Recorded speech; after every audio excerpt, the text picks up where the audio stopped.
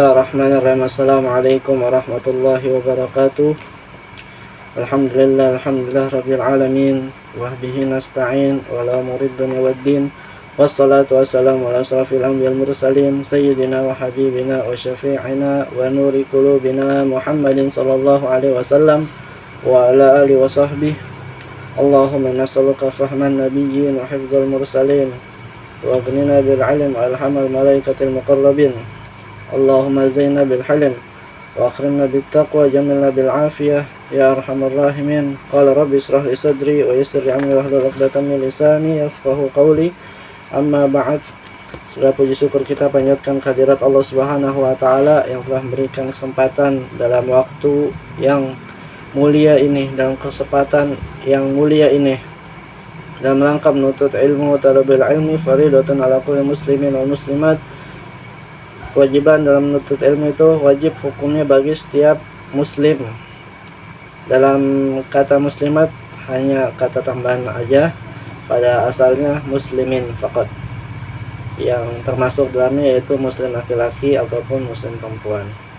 Salawat serta salam timbal curah kehariban junjungan kita, keharibaan baginda Nabi besar Muhammad sallallahu alaihi wasallam, pada keluarganya, kerabatnya, sahabat-sahabatnya, hingga semoga kita semua termasuk menjadi umat beliau sallallahu alaihi wasallam yang disebutkan dalam Al-Qur'an, kuntum khairu ummatin ukhrijat linnasi ta'muruna bil ma'ruf wa tanhauna 'anil munkar, bahwa kita semua adalah umat yang terbaik, yaitu umat yang dimana menyebarkan amal ma'ruf nahi munkar, menyebarkan kebaikan, kebenaran, dan mencegah daripada kemungkaran. Nah, insyaallah kita semua termasuk menjadi umat beliau sallallahu alaihi wasallam. Amin amin ya rabbal alamin. Qala al-muallif Syekh Muhammad Ali Al-Hamidi fi kitab Adabul Insan fil Islam wa nafa'na bihi wa bi ulumi fid dharain. Amin radhiyallahu taala ankum.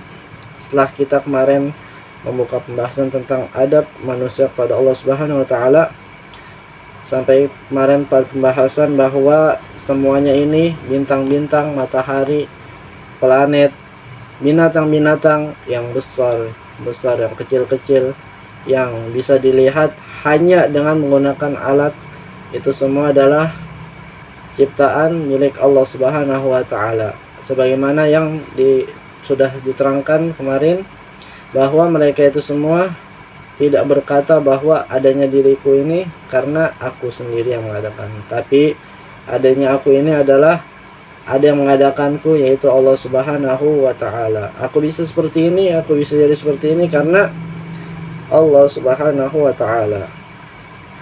Kita langsung masuk kepada teks selanjutnya, yaitu hati manusia yang telah kabur otaknya, yang telah sesat pikirannya, dan telah tumpul pengertiannya. Setelah lama mereka mencari-cari Tuhan yang sebenarnya dan tidak bertemu, lalu mereka ingkar adanya Tuhan yang sebenarnya. Jadi teman-teman, di sini kita harus mulai terbiasa dengan kata sebutan Tuhan. Kalau udah menyebut Tuhan itu sama dengan langsung yaitu Allah Subhanahu wa taala. Pokoknya biasain seperti itu. Tuhan sama dengan Allah Subhanahu wa taala. Bagi yang beragama Islam, kudu, wajib, fardu. Karena termasuk iman kita, rukun Islam apa? Syahadat.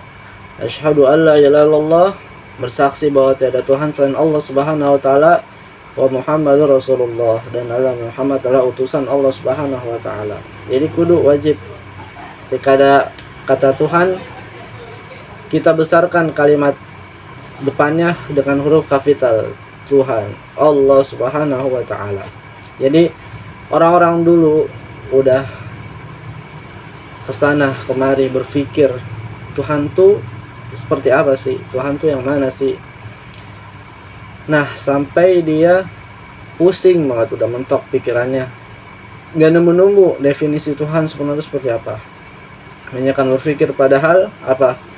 Tuhan tuh udah jelas adanya, udah dijelasin Tuhan itu ada, tapi dia mengingkari adanya Tuhan. Nah, kemudian tapi di balik itu timbullah kedunguan, yaitu mereka mengadakan tuhan-tuhan lain daripada Allah Subhanahu wa taala, yakni seperti sebagaimana umat Nabiullah Musa alaihissalam yang ketika ditinggal oleh nabinya, umatnya begitu kacau sampai membuat seperti patung hewan yang kemudian lalu disembahnya. Kenapa? Karena saat itu Nabi Musa sedang pergi. Atau umat-umat yang lainnya juga yang terdahulu menyembah api, berhala yang di dalam Ka'bah, bahkan dahulu kala berhala-berhala yang besar-besar itu semuanya ada dalam Ka'bah. Jadi mereka orang-orang dahulu yang jahil, yang dungu itu menyimpan berhala-berhala, patung-patung sesembahan mereka itu, dan meminta kepada patung-patung itu permohonan-permohonan yang mana padahal tidak ada yang bisa mengabulkan permohonan mereka kecuali Tuhan mereka, yaitu yang satu Allah Subhanahu wa taala. Nah, kemudian lalu dijadikan penyembahan dan tempat mereka minta tolong. Maka timbullah di antara mereka suatu pendapat yang mengatakan bahwa Tuhan itu ialah api, lalu disembahnya dan dimintai pertolongannya. Kaum inilah kaum Majusi penyembah api. Jadi yang namanya kalau ada orang, suatu kaum yang menyembah api, itu namanya kaum Majusi. Nah, ketika itu api yang disebut-sebut abadi, ketika datang lahirnya baginda Rasulullah SAW lahir ke alam dunia, maka api itu seketika padam, dan sehingga orang-orang tersebut pada saat itu kebingungan. Kemana Tuhannya? Tuhannya meninggal, Tuhannya menghilang. Api itu padam seketika, yang tadinya puluhan tahun, ribuan tahun tidak pernah mati, namun ketika itu singkat cerita padam dengan sebab kelahiran baginda Rasulullah SAW. Yang lainnya mengatakan bahwa Tuhan itu berfata dan berupa, lalu dibuat lukisan rupanya di atas batu, kayu, logam dan sebagainya. Kemudian patung-patung itu disembah dan dimintai pertolongan. Inilah kaum musyrikin penyembah patung berhala. Dan di sisi lain mengharuskan Tuhan itu harus berupa seperti kita. Nah, harus berupa itu kemudian mereka realisasikan menjadi bentuk-bentuk patung-patung yang mereka buat dari batu, dari logam, ataupun sebagainya semacamnya. Bahkan dari makanan pun juga bisa mereka bikin. Sampai-sampai ketika itu orang yang sedang berjaga itu memakan Tuhannya sendiri, makanannya sendiri dikarenakan lapar. Masa Tuhan dimakan gitu. Lapar, karena lapar. Tuhannya dari makanan, bentukan makanan. Mereka sembah, mereka jadikan tempat pertolongan. Nah, kaum ini adalah disebut kaum musyrikin, penyembah patung berhala. Jadi, kenapa mereka seperti itu? Karena mereka mencari identitas Tuhan sebenarnya itu seperti apa, mereka bingung. Sehingga ada yang sebagian daripada mereka mewajibkan bahwa Tuhan itu harus seperti ini, itu harus berupa seperti ini. Yang tadi juga bahwa kok Tuhan abadi, wah api ini nggak mati-mati, dia Tuhan nih pasti, Tuhan gitu. Dianggap karena keabadian api itu disebut Tuhan. Kemudian api itu padam, hilang itu. Sampai mereka bertanya-tanya, Tuhan saya kemana gitu, karena apinya udah padam. Dan golongan lain lagi mengatakan bahwa Tuhan itu mempunyai anak, istri, dan bisa lupa dan letih. Padahal sudah jelas dalam Al-Quran, dalam ayatul kursi, Allahu la ilaha illa huwal hayyul qayyum la ta'khudhuhu sinatu wala naum. Bahwa Allah itu Allah hidup dan berdiri sendiri paling awal sebelum adanya segala sesuatu. Sampai ketika itu ada yang bertanya, antara perdebatan seorang dengan seorang yang penasaran dengan Tuhan, mengatakan bahwa kalau Allah Subhanahu wa taala itu paling awal, maka sebelum Allah ada apa? Dan Allah Subhanahu wa taala yang akhir di antara segala sesuatu, maka setelah akhirnya Allah itu ada apa? Dijawablah oleh orang itu, diandaikan bahwa jawabannya itu ada di dalam dirimu sendiri. Kemudian dijawab, lihat tangan kau, apa yang ada sebelum jari jempol, yaitu paling awal, apa yang ada sebelum adanya Allah Subhanahu wa taala, coba lihat. Nah, sebelum jari jempol ada apa? Maka jawabannya tidak ada sesuatu. Dan setelah jari kelingking, apakah ada jari lain? Maka nggak ada jari lain. Ya awal, akhir udah segini aja gitu. Kadzalik. Kemudian Allah itu tidak tidur dan tidak ngantuk. Kalau misalnya Allah tidur dan ngantuk, justru malah itu merupakan sesuatu kekurangan. Nanti hambanya bisa bermaksiat atau pun sebagainya. Maka sebagai pemegang otoritas tertinggi, tidak mempunyai sifat-sifat seperti itu yang dimiliki oleh manusiawi, ataupun suka makanan dan perlu mendapat perlindungan. Golongan inilah yang disebut kaum Yahudi, Nasrani, dan Sabi'in. Kaum Sabi'in ini kurang lebih adalah suatu kaum yang berasal dari agama Nasrani, kemudian ia keluar daripada agamanya, kemudian membuat agama baru gitu. Menyembah, kaum mereka itu masih menyembah malaikat, tapi juga menyembah, percaya kepada bintang-bintang, masih membaca kitab Zabur, namun mereka masih terikat dengan penyembahan seperti itu pada patung, berhala, bintang-bintang, masih percaya seperti itu. Dan juga ini disebutkan dalam surat Al-Baqarah ayat 62, innal ladzina amanu wal ladzina hadu wan nasara was-sabiina man amana billahi wal yawmil akhir wa amila shalihan falahum ajrun 'inda rabbihim wa la khaufun 'alaihim wa la hum yahzanun. Bahwa baik itu kaum Yahudi, Nasrani, Sabi'in, apabila ia menyembah Allah Subhanahu wa taala dan beriman kepada Allah, Nabi Muhammad SAW, maka bagi mereka akan mendapatkan pahala sama seperti orang yang beriman pada Allah Subhanahu wa taala. Jadi bagi mereka juga terbuka kesempatan untuk mendapatkan kasih sayang rahmat Allah Subhanahu wa taala secara lebih meluas. Dan lain-lain golongan lagi seperti penyembah api, bulan dan bintang-bintang, penyembah lautan, pohon, gunung, dan lain-lain. Ya, jadi manakah Tuhan yang sebenarnya gitu? Bertanya. Buat menjawab pertanyaan ini, yang paling mudah jalannya dan cocok dengan pikiran, diterima pula oleh akal yang waras, ialah mengikuti keterangan-keterangan agama yang dimuat dalam kitab suci Al-Quran dan hadis Nabi SAW. Maka daripadanya akan dapatlah kita suatu pengetahuan dan keyakinan tentang Tuhan yang sebenarnya.